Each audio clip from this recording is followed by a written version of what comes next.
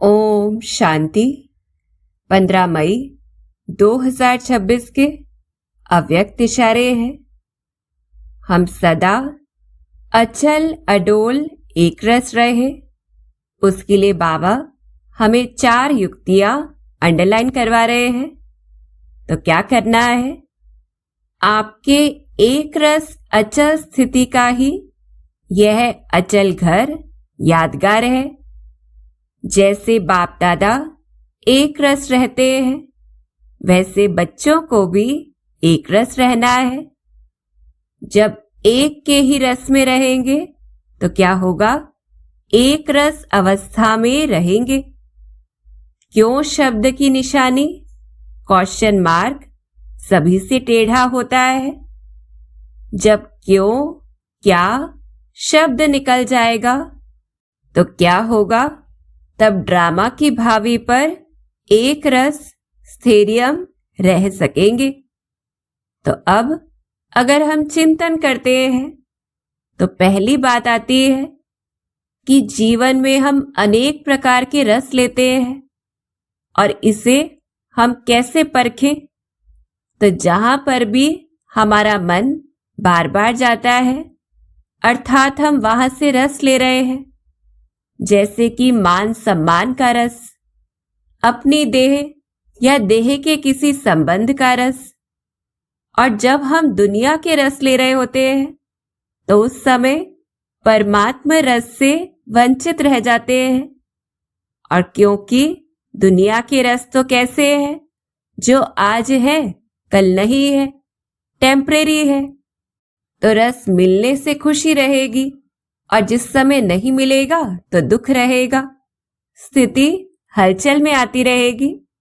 जैसे कि तारीफ मिलने पर खुशी होगी, नहीं मिलने पर खालीपन होगा।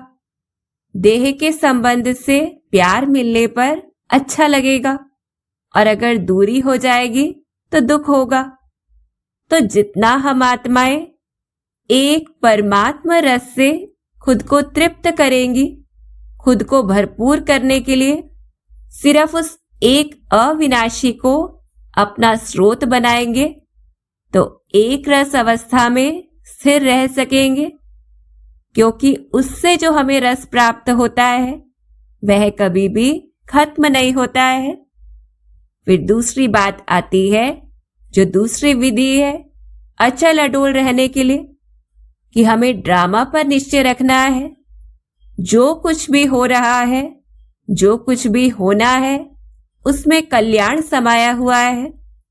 और अगर हमें इस बात पर पूरा निश्चय है तो किसी भी सीन को देखकर क्यों रूपी प्रश्न की टेढ़ी मात्रा नहीं लग सकती है कि मेरे साथ ऐसा क्यों, उसने ऐसा क्यों किया, मुझे सम्मान क्यों नहीं दिया, उसका व्यवहार मेरे लिए क्यों बदल गया।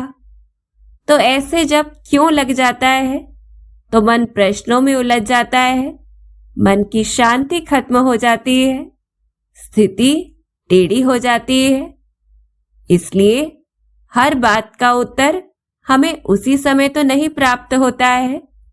हमें धैर्य रखना है, ड्रामा पर निश्चय बुद्धि हो, स्वीकार करना है हर सीन को, मन बुद्धि को स्थिर रखना है, परिस्थिति चाहे जो भी हो। फिर अचल अडोल रहने के लिए तीसरी विधि क्या है कि हम बस बाबा को देखें। हम सभी ने भक्ति में बाबा की कितनी गलानी की, अपने दुखों का जिम्मेवार उसी को ठहरा दिया। और संगम पर भी अनेक आत्माएं बाबा का विरोध करने के निमित्त बनती हैं। लेकिन फिर भी चाहे ब्रह्मा बाबा हो या शिव बाबा हो, दोनों ही किसी से भी नफरत नहीं करते हैं, स्वयं हलचल में नहीं आते हैं, बल्कि और ही बच्चों को शुभकामनाएं शुभ भावनाएं देते हैं, क्योंकि ड्रामा के ज्ञाता हैं। ऐसे ही बाप दादा महिमा मिलने पर भी कोई अहंकार में नहीं आते हैं, इतना निरअहंकारी बन जाते हैं कि खुद को बच्चों का ओबीडिएंट सर्वेंट कहलाते हैं। तो ऐसे हमें बाप दादा को फॉलो करना है।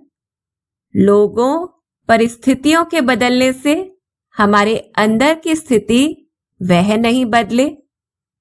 फिर चौथी अंतिम विधि अचल अडोल रहने के लिए क्या है कि हम अपने यादगार अचल घर को सदा स्मृति में रखें कि हम ही वो आत्माएं हैं जो हर परिस्थिति में, प्रशंसा हो व आलोचना हो, उसमें स्थिर रहे हैं, जिसका ही यादगार अचल घर है।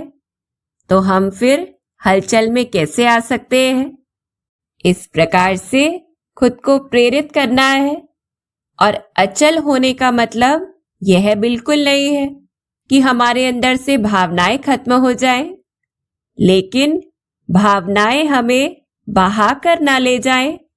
यह एक स्थिति है जहां सभी के लिए प्यार तो है पर किसी को पकड़ा नहीं है, सभी के लिए केयर है लेकिन फियर नहीं है, डर नहीं है, संबंध है लेकिन बंधन नहीं है। तो इस प्रकार से अब हमें दिन भर में खुद को चेक करना है कि मेरा मन बार बार कहाँ जा रहा है, कहाँ से रस ले रहा है। और अगर कहीं पर भी मन में थोड़ी भी हलचल है तो चारों युक्तियों के द्वारा हमें फिर से खुद को स्थिर कर लेना है। अच्छा, ओम शांति।